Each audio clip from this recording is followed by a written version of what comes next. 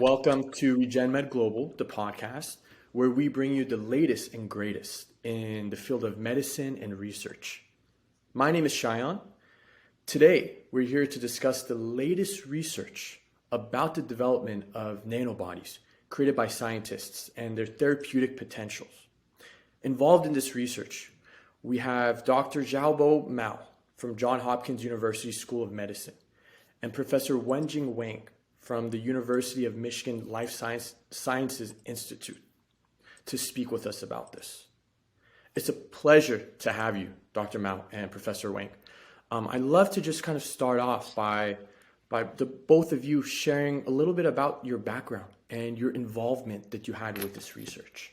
So I have a background in protein engineering and chemistry, and I have learned a lot of directed evolution and done a lot of directed evolution work to improve protein qualities or characteristics, so on. So nanobody design is kind of really nice kind of findings in recent years. And so when I started my lab in 2018, and then so I started this new research direction of developing nanobodies with these interesting functions. So that's when I also started collaboration with Professor Xiaobo Mao and have this joint interest to develop nanobodies for targeting these protein aggregates found in neurodegenerative disease. My name is Xiaobo Mao, and I'm from Johns Hopkins. And my lab is focusing on the misfolded protein spreading in Parkinson disease, in Alzheimer disease. And we're trying to figure out the mechanism, how the synuclein or tau spreading, and then related to therapeutic developments. My lab is working on the cell model and also the animal model, and we're using different way in molecular level, in the nanotechnology level, to understand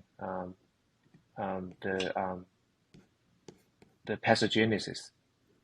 Can you maybe just start off by telling us a little bit about kind of just this whole topic about nanobodies? What are nanobodies? Yeah, I guess I can elaborate a little bit on that. Okay. So nanobody, as the name indicates, it's very small size antibodies. So as we all probably have heard about antibodies, especially after the COVID time, right? So antibodies are generated in our humans and other mammals to protect us against different kind of infectious reagents enters our bodies. So these nanobodies, they are different from the conventional antibodies in that so conventional antibodies are composed of two kinds of protein chains. It has the heavy chain and also light chain, which are fused together by linked together by disulfide bonds. So these new nanobodies is very special in that it's only composed of the heavy chain proteins. So therefore, it's much smaller. And scientists also found that so the variable fragment of the heavy chain antibody can be further kind of taken out, extracted out, and make really small protein domains, and these are called nanobodies. So they are about 1/10 the size of the conventional antibodies. So that's really exciting because of the small size, and also they also found to be much more stable, both outside the cell and also inside the cell. So because of the small size, and so they potentially can be more penetrable inside the cells and can go through the blood-brain barrier more easily. So that means it can more easily target proteins or misfolded disease states, proteins existing in the brains or inside the cells more easily. So the whole nanobody research really has only been there for a little bit more than 20 years, and it's still ongoing research, and there's a lot of exciting potentials for this nanobody research. Wow, that's amazing. Now that we kind of know what nanobodies are, and you said they've been being researched on for about 20 years, are they being applied at all today in terms of medicine, or are they still just in the research stage? They are definitely have been like under active research as a medicine for treating diseases.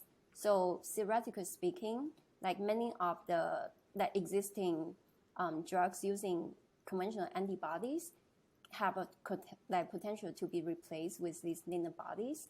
And these nanobodies have like many advantages, such as so they are much cheaper to produce, which I think is a big factor in like medicines, right? They can even be like produced in like bacteria cells, while conventional antibodies either have to be extracted from animals or like have to be produced in very expensive mammalian cell lines. But going back to, I guess, they are definitely like there's big potential for these nanobodies as like medications, but whether any of them have been FDA approved, actually, I'm not sure. Can you tell us a little bit about just the recent research and study that you guys did about nanobodies?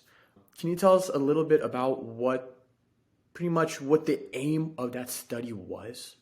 Yeah, so I think the essential goal is we're trying to using this nanobody to specifically identify the misfolded protein, and we believe this misfolded protein it is the driver in many neurodegenerative disease. So if we can using this nanobody potentially maybe bind to this target, and this driver can be blocking, and then the pathogenesis can be blocking. This is the idea.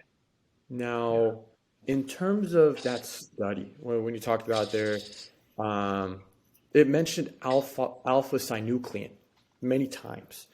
Can you help us understand what that means? Alpha-synuclein, original, the first time when people know it is important in Parkinson because they got whole family is a Parkinson, and they trying to figure out what's the issue for that. Then they found there's a gene issue.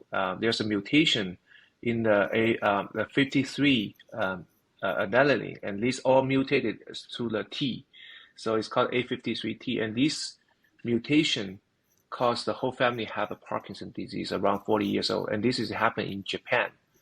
And after that, people know, okay, alpha-synuclein probably is a genetic cause the Parkinson. But then later, people know that only the 5 to 10% Parkinson is genetic issue. Then the rest of 80%, 90%, it is sporadic. People don't know the reason. And then people go to the pathology after in the post-mortem tissues after Parkinson patient die. Then the people found there's a lot of pathology we call Lewy body in the brain. And this Lewy body, the most component protein is alpha-synuclein. And then people know, okay, the sporadic Parkinson majority is alpha-synuclein. And the alpha-synuclein probably not only play the roles in genetic induced the Parkinson, but also in the sporadic. And then 10 years ago, people using these alpha-synuclein aggregates and inject it into the brain, the mouse brain. And then people found this synuclein, injected synuclein, can spreading throughout the brain and cause Parkinson disease in the mouse.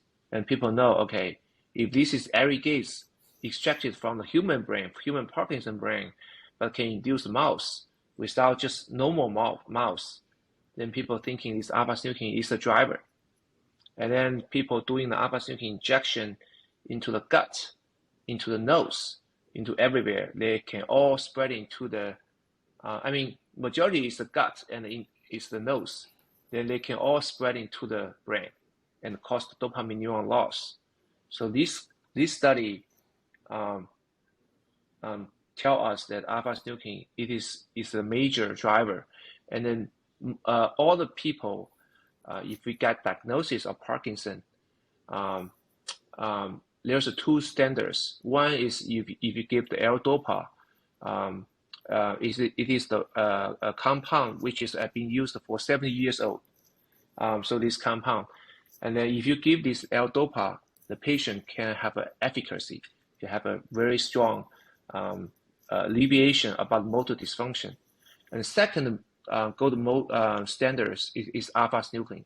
So, but this is also usually you should be using after the patient die. You're using alpha-synuclein antibody to stand with the phosphorylation 129 pathology. Then you can see that pathology. Then people can define this patient have a Parkinson. So, which means alpha-synuclein is not one of the most important. It is the most important protein in Parkinson. Yeah, so this is the alpha-synuclein story. And the other thing is that alpha-synuclein is not only in the Parkinson, but they also exist in the dementia's Lewy body, which is the second, or we call it Lewy body dementia with the Parkinson dementia. This is it is the second most common dementia. And alpha-synuclein also exists in the multiple system atrophy, which is called MSA.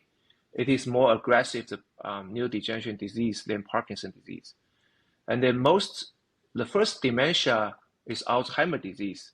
And in this Alzheimer disease, it is about 60 to 80% in the whole dementia. So Alzheimer is very popular in the aging people, and also right now it's become young onset.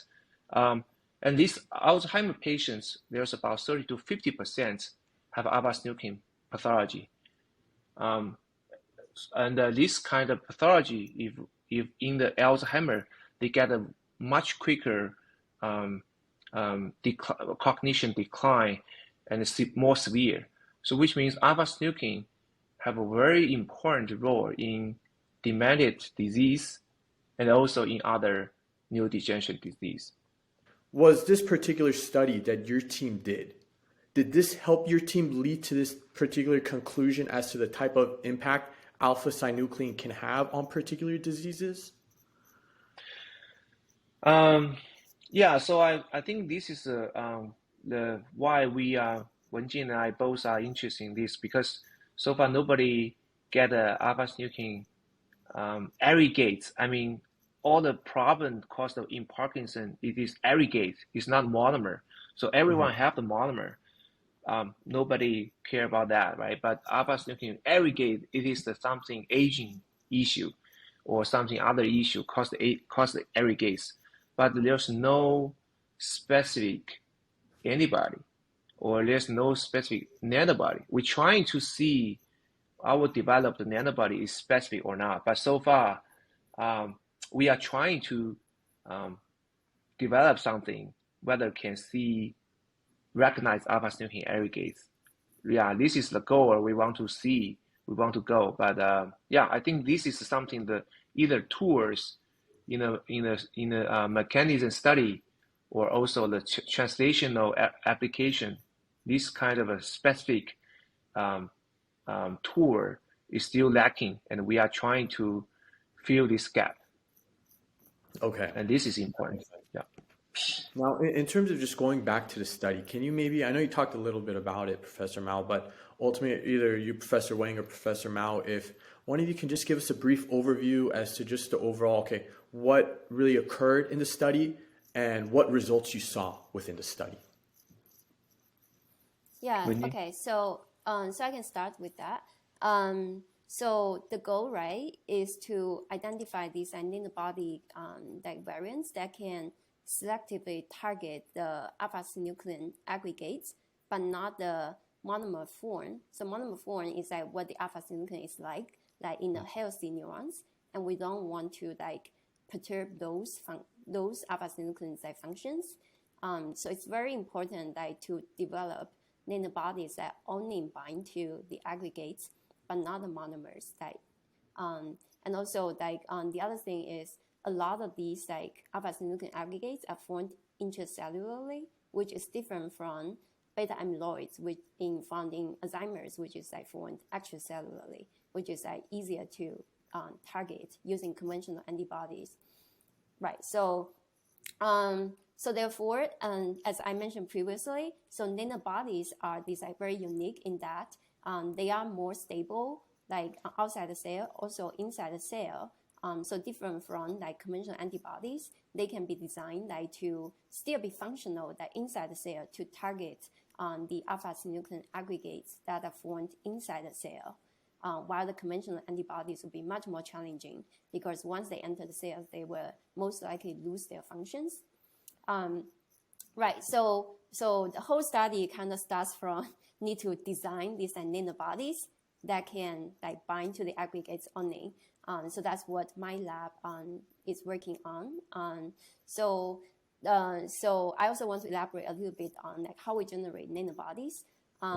So nanobodies, most currently, I think the state of the art is to immunize the llama. So that's where the nanobodies are like initially like discovered in one of the camelid. So now currently a lot of people are using like, for example, if you have a antigen or protein target you're interested in, you will inject that into the llama and collect the blood, which includes the B cells like from the llama and also the antibodies. And then we can also, they can extract the DNA, the cDNA from the cells that are expressing these antibodies and clone those into like little like DNA plasmids and express those for selection to identify the true nanobody that actually can bind to these protein aggregates.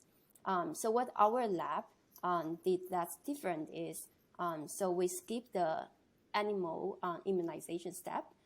So we synthesize the nanobody variant libraries like completely synthetically in the lab by using like DNA primers and so on. So this is kind of like a cheaper process in a way. Our lab, we didn't pioneer these. Actually, prior to our lab, already many labs have like tried these just by randomizing. So for nanobody, there's like a few of the like protein chains that are crucial for recognizing different kind of targets.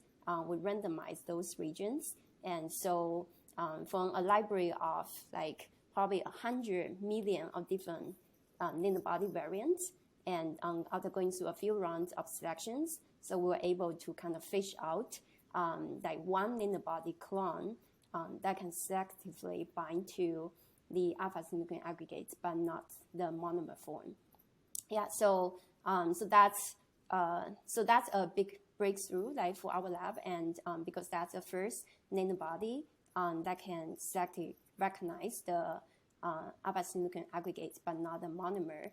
And then then we can further characterize this nanobody in the like Parkinson's disease mouse models in Xiaobo's lab. Yeah, if you can tell us a little bit, I mean, just seeing how it played out in terms of an application of the animal model, I feel that'd be very interesting. Yeah, thanks, Wenjing. So because there's some post-mortem evidence has already shown the alpha-synuclein aggregates is a prion-like protein. It can spreading from the cell to cell or tissue to tissue. The mouse model is using the brain extraction from the PD patient's brain tissue, and then we do the injection. And then now we, because it is contagious, it is risky because it's prion-like protein from the brain. So we're using the recombinant alpha-synuclein monomer from the E. coli, and then we generate this become aggregation and sonicate to the small fiber we call the PFF, preformed fiber. And we injected this PFF into the just normal mice, wild-type mice. We can see the 1 month later after injection or inoculation, the synuclein spreading with the phosphorylation 129, we call it PS129, antibody, we can see there's a throughout the whole brain. And then after injection, 6 months later, the alpha-synuclein, if we inject into the striatum, it is the middle brain, and then the middle brain alpha-synuclein can spread into the subnigra, which is the dopamine neuron loss. And most Parkinson patient, they get diagnosis because the 50% dopamine neuron is lost. We can see the alpha-synuclein kill the dopamine neuron 6 months later, and we can also see the mouse showing some motor dysfunction. We give there's a pole, and then after put the mouse onto the top of the pole, and let the mouse up and head up, and then let them turn it over and clamp down to the pole. And this is usually normal mice will taking like 10 seconds, but if you PF injecting mice, the turnover will taking very long, and because their motor dysfunction function is become impaired by this PFF transmission, so they were taking very long time, like 30 seconds or even 1 minute to climb down, and they don't have enough strength to hold the body in the pole. So I think this is something, and then after behavior test, we can do the dopamine neuron counting to see how much percent of dopamine neuron is lost. Usually we can see around 50% neuron is lost. And after dopamine neuron degeneration assessment, we can also see the alpha-synuclein pathology through all the brain. This is usually what we're doing in a mouse model. Based on the antibody that your team developed, right? And just the impact that it had on the mice, what can we ultimately conclude from that?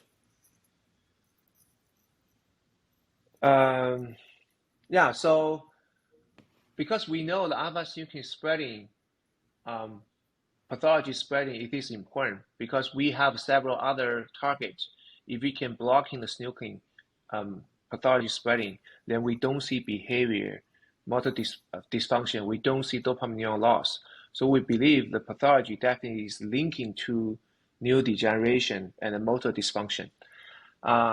So we're trying to see if the antibody can reduce the pathology, and then we can, of course, if we can see this antibody can really reduce the pathology in vivo, in the animal, then we can thinking the next step will be doing some behavior study and the dopamine neuron loss.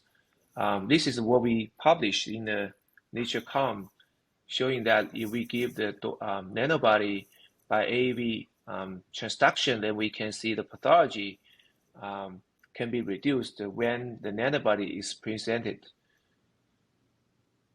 So we believe this pathology will be something, the key mediator.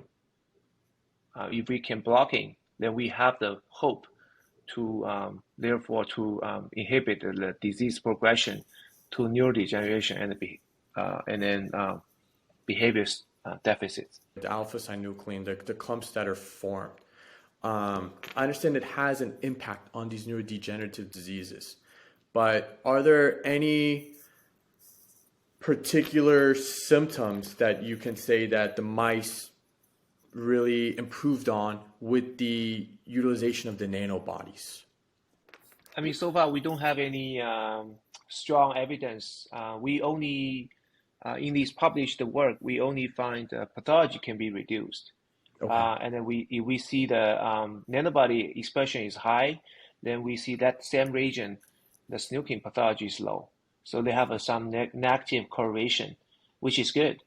But this is right now it is the goal actually we are working on, see whether we can see behavior alleviation, deficit alleviation, or dopamine neuron loss. So this is something still we are working on, or ongoing. We don't know yet. What are you guys doing next to progress this particular study? Yeah, great question. So as Xiaobo mentioned, from this Nature animal study, so we found the expression of the nanobody by using AAV gene therapy delivery, so we can see a reduction in the pathology. But in the first study we designed, so there's some limitation in that the AAV viruses we use AAV1/2 mixed serotype, and we inject it into the neonatal mice, but the spread of the virus is very limited, mainly localized in the cortex region. And so to see a much bigger effect, see whether this inhibition pathology spreading can improve the behavior or not, we will need to express the nanobodies throughout the whole brain. So that's what Xiaobo and I are working on now. So there's very exciting development in these different gene delivery methods. So there's new AAV serotype that can be injected into mouse and can have a much wider spread in the mouse brain. So that's what we are testing next, to inject these new AAV viruses, which is PHP-EB serotype, which has been shown to be able to spread the whole brain. That way we can then better evaluate the effect of this nanobody inhibiting pathology and how it can potentially improve the behavior in the future, over a longer time scale experiment. Yeah. Okay. And hopefully also we can also evaluate the toxicity of the PFF nanobody too, over longer term. So not only the benefit is important, but also whether it can cause any kind of side effects or other toxicity also needs to be evaluated. So with this next phase of the study, when you're measuring the effect of it on throughout the whole brain, as well as measuring the possible risks and side effects on the mice particularly, what kind of time frame do you see this study being conducted?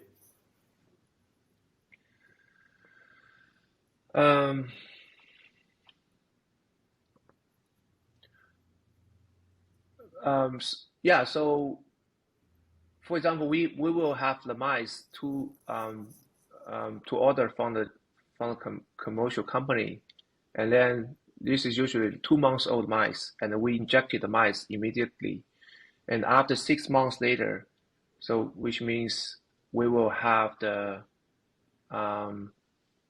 behavior change, and after behavior change, maybe taking like a half a month or 1 month, then we will do the dopamine neuron assessment, and then and the pathology, and also in neuroinflammation study. They will be taken another 2 months. So I would say there's about 10 to 12 months we can finish this whole set of the characterization on the mouse behavior, including the behavior, pathology, and neurodegeneration and neuroinflammation. What kind of hypotheses do you have in terms of the outcomes of this particular study? Yeah, this is a good question. The previous timeline I'm talking about is using the brain first pathology. So alpha-synuclein pathology in human, there's 2 types. One is body first. One is body first. One is brain first. So in the clinical analysis, there's about 70% patient, the alpha-synuclein pathology start from the gut or from other place. We call the body first. And there's also 30% patient is not from the body, it's just from the brain. So what I'm talking about, the brain initiation, so because we injected the PFF into the brain, in the striatum, and we see the pathology spreading quicker. So we can see that 6 months later, we can get a behavior change. So this hypothesis is, we think this nanobody can be used for the brain first the alpha-synuclein patients. I mean, this is some hypothesis, but we doing in the mouse for the preclinical work. But of course, for the other 70% patient, the body first synuclein pathology patient, we should also doing the gut model using PFF inject into the gut, and we can doing the still AAV treatment later on, maybe 1 month or 2 months later, and then the synuclein from the gut to the spreading, they were also taking about two months later. So which means that we can, of course, we can perform the gut model, and 2 months later, we maybe already have the AAV expression in the nanobody in the brain. This is maybe take longer. The time frame would be 12 to 14 months. But I believe these both two models should be done, and we can cover the synuclein observation in human, that both the brain first and body first, to see fully understand the efficacy of the nanobody. This is some exciting stuff. People might know somebody that currently has like Parkinson's or Alzheimer's or neurodegenerative disease like that. When people are reading your research, your study, some breakthrough things, people are wondering, okay, when is this going to be trialed with humans? What kind of timeline do you see with something like that, with that transition from mice to humans?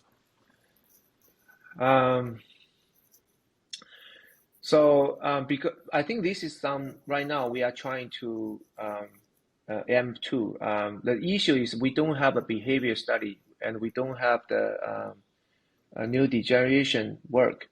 So we can tell that this nanobody work is still very in the initial stage. So we are trying to get the first preclinical data. So I believe after that, and we publish that paper with the preclinical work, then maybe some more people will notice that this nanobody efficacy. I mean, if the data is good, then we hope there's some pharmaceutical company, or Hopkins also is quite interesting in this one, and they already give me some suggestion for the clinical for the translational foundation, and Wenjing and I are also looking for this, see whether we can obtain some funding to support the preclinical work. But this is hard to say until now, because I think our bottleneck, it is the issue for the we don't have the preclinical work data to convincing people. I mean, also convincing ourselves to move on. So right now we are trying to see how fast we can get this piece of data. If you were to translate it to humans, what can we potentially, how can we interpret all of this information about the nanobodies on neurological diseases? Why is this so important? When alpha-synuclein, by some reason, by aging issue, by pollutant issue, by microbiome issue, or by just sleep disorder, maybe all cause the alpha-synuclein misfolded, or maybe get aging, then the clearance to get this kind of protein, the clearance, the efficiency is also low. So you get some seeds, for example. But these seeds, so people already did this. So when we get these seeds into the alpha-synuclein knockout mice, you don't have this pathology spreading. You only have the synuclein spreading when you have alpha-synuclein monomer. So one thing is, everyone have an alpha-synuclein monomer. Particularly, elder people have a more alpha-synuclein monomer. So which means people already found that in the synuclein spreading, more elder mice have a more synuclein spreading quicker than young mice. And the synuclein, when spreading, also causes the neuroinflammation. And then this neuroinflammation, by T cell, by microglia, by exercise, they can reversely cause the more aggregation, alpha-synuclein aggregation, and then promote synuclein spreading. So it's not only synuclein spreading, it is involved everything, involve the immune system, involve the neuroinflammation, involve the sleep disorder, then you get a worse clearance issue. So we hope that it is also not nanobody issue. If we can block in synuclein nanobody, by using nanobody, we hope we can also blocking the subsequent issue, sleep disorder, depression, inflammation, or other things. But if not enough, we can try other targets, combine therapy to see what happens. But overall, synuclein spreading is something right now people believe the most driver in the pathogenesis, and that's why it is a single idea. We just want to blocking this driver first and see what happens. If not enough, then we can try to reduce the synuclein monomer. We can think about to get some sleep issue away or other things to see how the combination works or not. That's amazing. So this yeah, could maybe change the future of neurological diseases. Yeah, so as I mentioned, synuclein is not only in the Parkinson, in all the in the many neurological disease, and then Wenjing is also a nanobody guy, so we can definitely working on other neurological pathology like tau, A beta, or maybe other lab already did a lot of this work about nanobody for the other proteins, misfolded proteins, and we will just see first how so for example, the A beta antibody has been approved by FDA and it can do very mild, very early stage of the Alzheimer, but it is very exciting to encourage us to develop more agent to targeting this kind of protein, misfolded protein, to see whether we can get a better efficacy. So I think we are on the way. That's awesome.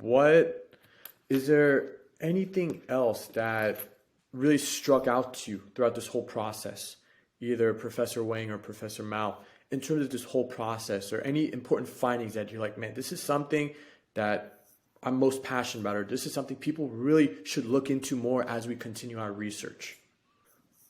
Yeah, I guess as we continue this research, because my previous research is much more like basic science, more like understanding the mechanism and designing tools for study various physiological processes.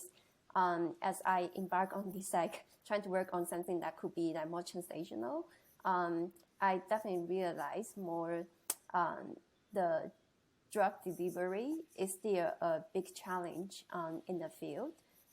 So even though we do have this nanobody that could very potentially show very good efficacy, but the delivery into the human brain is still going to be a big challenge in the future. Like, not to say also the alpha-synuclein aggregates are formed mainly intracellularly, so therefore to target the intracellular pool of the protein aggregate is going to be a challenge. But I think the whole like gene therapy has been very exciting. So hopefully in the next 10 or 20 years, and we will have a very good like gene delivery mechanism that can deliver these genes encoding in the body or other kind of therapeutic agents into the brain cells. That will open up so many more chances for targeting these misfolded proteins or targeting various neurodegenerative diseases. Yeah, I'm just thinking how to get the preclinical work done first. If this can be done, then we can hopefully some people can be interested in our finding, and then we can work together to move to the next step. Yeah, I'm just saying, totally agree with the Wenjing. If the gene therapy can be go to the particular brain disease, if the gene therapy can be approved, then definitely this is something very strong, very very good news for us, and particular perfect fit for this nanobody application. This is what I would say.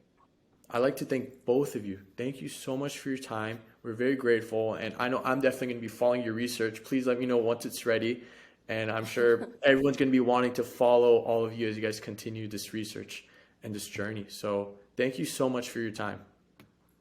Yes, Thank you.